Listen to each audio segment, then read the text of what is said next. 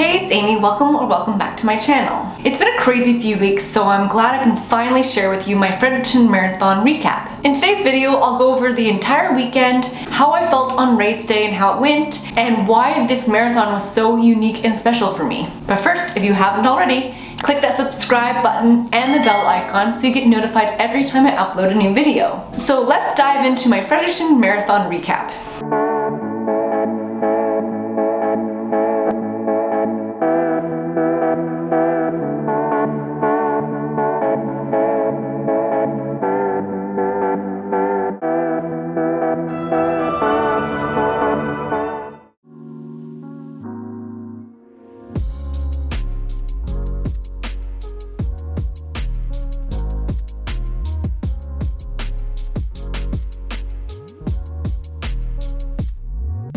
Got all our stuff packed, I think. Hope we're not forgetting anything. Right, Liam? Sorry? Are we forgetting anything? I don't think so. Good. Get all the stuff ready.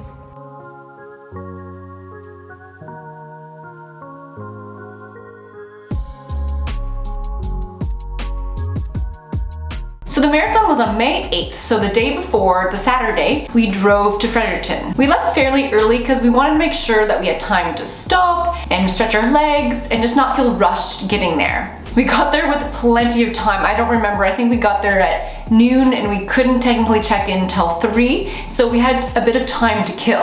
Thankfully, it was pretty close to downtown, so we walked and got some food. I think we got some Subway and just relaxed. We walked around a bit after we ate, but we didn't want to tire ourselves out, and thankfully our room was available earlier than 3.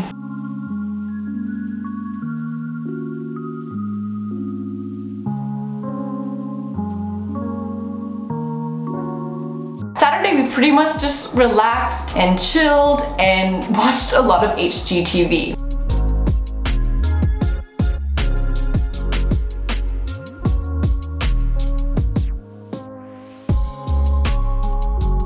We were under the impression that we would be able to do a late checkout on Sunday because Liam had called and we couldn't confirm it then, but she pretty much made it seem like it would be no problem. Well, it was a problem and we were a little disappointed because we wanted to go back to the hotel after the marathon and shower, clean up before we had to drive back to Halifax. It was a bit annoying because we felt like we had been taken advantage a bit, kind of promised something and then, but oh well, it was still a good hotel and it did the trick. We relaxed, as I said, and then we went for a short shakeout run, which I forgot to get footage of because, I don't know, I was just so in the moment and just forgot my phone, so I apologize, but it was beautiful. Fredericton really has these nice trails along the water, and just in general, I'm super jealous. Yeah, got back, watched TV literally the rest of the day, and ate more pasta.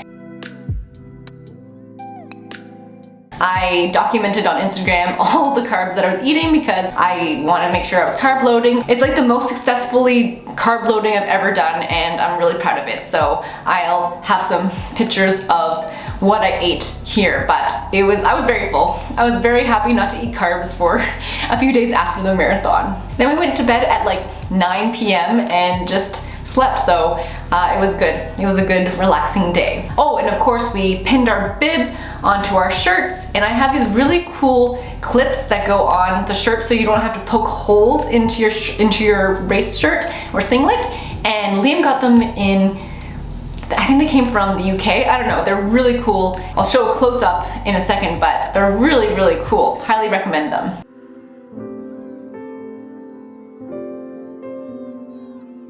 Race day, the day we had been preparing for 4 months. We got up at 5 a.m. so we had time to eat 3 hours before the marathon. I can't finish this bagel. It's so hard, I'm so full. But I did have my pre-race oatmeal, which I forgot to video, but it was good. And then I had some granola in it. And now I'm going to try to braid my hair. We brought our own kettle and toaster from home. I felt a little extra, but we were driving, so it was great. And this way we could heat up water and heat up the pasta because we had no microwave in the hotel room. So that way we could just pour water over the pasta, heat it up, and then had it with some Parmesan we also brought and olive oil. So really easy. Then we didn't have to go out to eat and all that stuff. So, but yeah, it was just funny like lugging a bag with a kettle and a toaster, but it was worth it to have toasted bagels and hot water for tea, coffee, and our oatmeal and for the pasta. So race morning I ate exactly what I had been training for or eating with every long run this build is oatmeal and a bagel. I didn't have coffee because I hadn't been doing that in training builds, and I always find that coffee I had to pee every run, so, and it made my stomach kind of upset, so I just never had coffee before my long runs, so I didn't have it before race day. I used Dippity-Doo, and then I actually got these elastics in Boston, and I put like 3 or 4 on each side of my hair. I want to make sure that none of the elastics breaks in the race. Then we kind of just waited around, slowly got dressed, and had to pack up all our belongings. As I mentioned, we had to check out the morning or before the race, so we had to get everything together. Then we went down to the car, loaded it up, and drove to a parking lot like not even a 5-minute walk from the start line, so it was perfect. So we got to the start line and oh my goodness, it was so cold. I was freezing and I had a sweater, but we were checking a bag, and so I had to eventually take off my sweater and put it in the bag check, but oh, brr, I was really cold. Honestly, my feet didn't warm up until probably 2 or 3 kilometers into the race. Like, I was that cold. I kept my mittens on probably for actually at half of the race. I finally ditched my Dollarama gloves that were like 5-6 years old, so it was time to retire them, but yeah, it was cold. I was happy with my outfit. I had a singlet and my Tracksmith shorts, and I had all the pockets, and I love racing in that outfit. It was perfect. Again, chilly at the start, but it did warm up throughout the race and at the end of the race, so I'm very happy that I wore what I did. Overall, I'm super happy with how the race went. I was able to eat all 5 of my gels, and I probably could have had another one, but 5 is what I ate, and I had Gatorade and water at every station. I didn't puke at the end, which is what I always do at the end of a race, and so I was very happy that I felt amazing at the end of the race. There's one main reason that contributed to how well I felt at the end of the race and throughout the race too. One of the main reasons is that I was running by effort and not trying to keep to a specific pace. And you're like, that's kind of what you're supposed to do, but if you know me, I like having a pace and I like going for a big time, a big PB and all that fun stuff. But this race, I was just going by effort and just running basically easy. And you're like, why would you do that, Amy? This is a marathon. You're very competitive and you like to run fast. Well, it may come as a surprise, and I don't know if people have followed me on Strava or anything, you might already know, but I am pregnant. Yay! So exciting. And my husband and I, yes, are over the moon, and it's been a ride so far, oh my word. We knew we wanted to start trying for a family after the Boston Marathon, and it finally happened. I was feeling exhausted for the first trimester. I had to nap like every day, and it made training a little hard because I felt tired. Now I'm feeling a bit more human and a bit more myself, so I'm very thankful for that. I will definitely do more videos about being pregnant and running and all that fun stuff later on, but I just wanted to share with you why my marathon was so special and unique because I was pregnant, or I am still pregnant. It was a bit hard at first because I realized that I wouldn't be able to run super fast and crush a PB and all that fun stuff, but once I got past my ego, I thought this was an amazing experience to just run a race for fun. What does that mean? But it was actually a really cool experience. I felt extremely confident on being able to run and with the full support of my doctor, but just knew that I had to run by effort and not kind of be pushing and straining through the whole race. Because of running and exercising, I know my body really well, and I was, again, very confident that if there was any sign of stress or I didn't feel well, that I was either gonna pull the plug or just walk a bit and take my time and just, enjoy the race. I was able to keep a pretty good pace, but again, I wasn't really straining or pushing myself. It was kind of liberating because I could just run at whatever pace I wanted and didn't have to be like checking my watch and making sure I kept to my pace and didn't slow down and all that fun stuff. Though I am excited to go back to racing fast and going for big times, but this was a good experience. Don't get me wrong, I was still tired and a bit sore at the end of the marathon because it is 42.2 kilometers and it's a little bit of a time on your legs, but I felt amazing throughout the whole thing. I even had to stop to pee once at kilometer 15 because there's no way I was gonna run the whole marathon being uncomfortable. So I was just took 2 seconds, I think 1 minute to 30 seconds, I don't know. It didn't take long at all. And I still ended up passing people that were ahead of me before I stopped at the outhouse. But anyways, I just made that call. It wasn't worth just being uncomfortable. I had so many people being like, wow, look at your turnover. You look too good to be at the end of a marathon. And I didn't, or I kind of wanted to be like, well, it's because I'm running like 40 seconds or more slower than my actual like race pace. But anyways, it was still nice and I was smiling the entire race. I ran mostly alone, though a couple of my teammates on the hammers came by and ran with me for a bit, but again, I didn't want to push myself and keep up with them, so it was nice to see people, but I ran mostly alone. The course itself was pretty flat, though a lot on trails. There was like some paved trails, but then gravel trails. And I didn't think it would affect me as much, but I really did feel the gravel slowed me down. I couldn't get the turnover I wanted, and just, it felt like a bit more effort to run. I wasn't running fast, but it's still just a little bit more of an effort to run on gravel. And there was some inclines, not gonna lie, nothing like Boston, but it still wasn't like quite as flat as I was picturing. So we did 2 loops of the same loop, if that makes sense.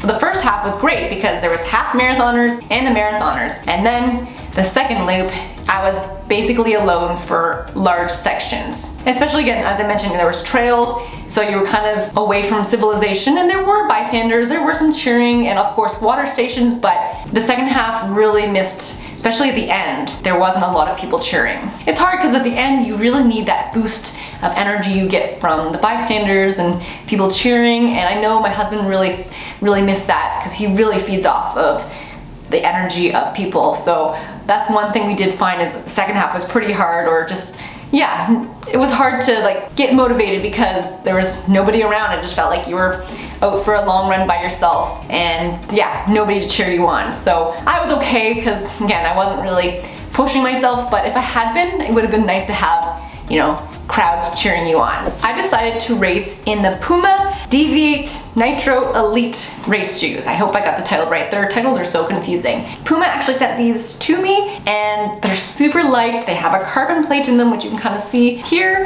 And yeah, they're like see-through. I could see my socks, so I made sure to have the matching neon stance socks that are thin and perfect for racing. But yes, they were great, especially like the Puma grip. I love Puma grip, and so I thought this would be a good thing to have, especially for the gravel trails and just the trails in general. And yeah, really enjoyed racing them. I did get black toes, but I think that's just what I always get at the end of a marathon, no matter what shoes I'm wearing. I got those with the Vaporflies too, but yeah, I really enjoyed these shoes and racing in them.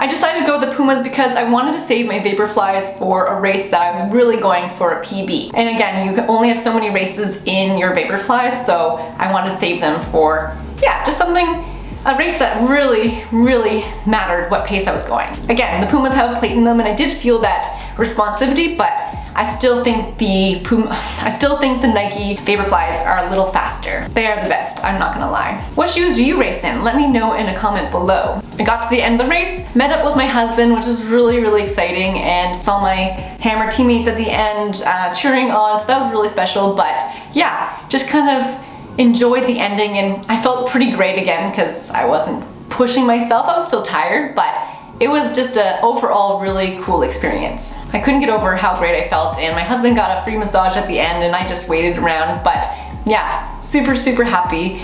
And yeah, again, I was sore, but I felt like I could still run longer, which I wouldn't have, but yeah, it was great. I'm really pleased with how the whole race went, and my fueling and my carb loading, and just, yeah, how I felt at the end, especially as I was only going for just feeling good, and I did, so I'm really proud of that. Of course, again, I wish I could have ran to my true potential, but racing at 3:10, 3:3 while pregnant is pretty good. Again, I wasn't pushing myself, but I felt amazing, and so I'm really happy with that time. Qualified for Boston, even though I had my time from Boston itself, but anyways, it was just, yeah, a really cool thing. It was also kind of cool that the race was on Mother's Day, and yes, I know the baby's still inside of me, but it was just special. just knowing that I had the baby with me and I would talk to it sometimes, and just it was comforting knowing that the baby was with me, and just it was a really, really cool thing that I could do with the baby. I was just so honored to be able to run that race because, again, not everyone can, and that's okay. And I just knew my body, and it's because I've been training at such a high level before I was pregnant. I think I was running around 120 kilometers a week when I got pregnant. So I was already used to running at such a high level that in pregnancy, I was used to it. I was used to running and my body was used to it. Yes, I had to slow down, or I eventually have been slowing down more and more, and everything kind of turned into 4:15 pace, my old marathon pace. But it was all about just like the effort, and I just want to keep active and healthy and just be an example that pregnant women aren't delicate flowers. Yes, we have to be careful. We have to listen to our doctors. Yeah, the baby comes first, obviously, but I also want to still exercise, and it helps me so much mentally and physically. And I just want to show that you don't have to give up everything, but of course, I'm always super conscious that I'm never, straining myself. But in general, it was just a really special thing to be able to do. And I hope I can continue to run for as long as I can. But yes, if you're pregnant and you haven't run before, it's so important to talk to your doctor and just a medical professional, because, it's okay because I was running before my pregnancy, but they're always cautious of doing things that you haven't done before while pregnant. There's so much going on, and again, I'll talk about more in another video, but you just have to be a little more careful of your own body and just, everything. But talk to your doctor and just make sure that it's okay for you to run, exercise, etc. This is just what I could do personally, and again, I was never ever put my baby in harm. Like, I always felt super comfortable, so that was just running a marathon. I won't do another one this year, which is kind of sad because I love the marathon, but I'm really happy I was able to physically do it. Okay, back to the race recap. I definitely don't recommend driving 4 hours after you run a marathon, but it's what we had to do. We had no choice. We had to work the next day. We were also driving a couple of people home. It was just, you gotta do what you gotta do. Thankfully, we were able to get some food and just, relax, sit down or walk around a bit after the marathon. But we stopped like 4 times to switch drivers, Liam and I, and it was a little brutal by the end. I was pretty sore and tired. But it was nice to be able to drive to the race because we could pack whatever we wanted and stop whenever we want. And the weather was perfect. It was honestly a perfect day on Saturday, a perfect day on Sunday. The weather, especially for race day, like, it didn't get too warm. It was just, great. And great for traveling, no bad storm, clear roads and skies. It was great. In general, this marathon build had been pretty great. I had no niggles or any sort of injury that sometimes I had dealt with in other marathon builds. The winter was kind of brutal. The weather was bad. It got cold, it got bad footing, icy, just not ideal. But despite that, again, I was very consistent even up to my pregnancy, and after pregnancy, I just kept a high mileage, and then then we obviously decreased, and I didn't go quite as high as I've done in like my Boston Marathon training. So I think I peaked at 120-ish, but before I would have done 140, but I didn't feel like I needed to do super high mileage, and I was happy with what I did, and that was, around 120. I still did the workouts, but again, the paces just had to slow down, or naturally slow down, because I just felt like it was harder to hit the paces that I wanted to, and so it wasn't worth it. I just went by effort and still got some turnover, got the effort in, but I wasn't gonna kill myself to just, get the paces that I had been doing before being pregnant. I still think running 120 kilometers while pregnant, pretty good, and I felt amazing, and I did strength training, but again, I slowly decreased it, so now I'm excited to get back into strength training after now I've recovered from the marathon. Again, I'll probably be doing more videos about being pregnant and running after this, but I just wanted to share with you how my Fredericton Marathon went, and just, how happy I was with everything, and how I felt during, before, and after.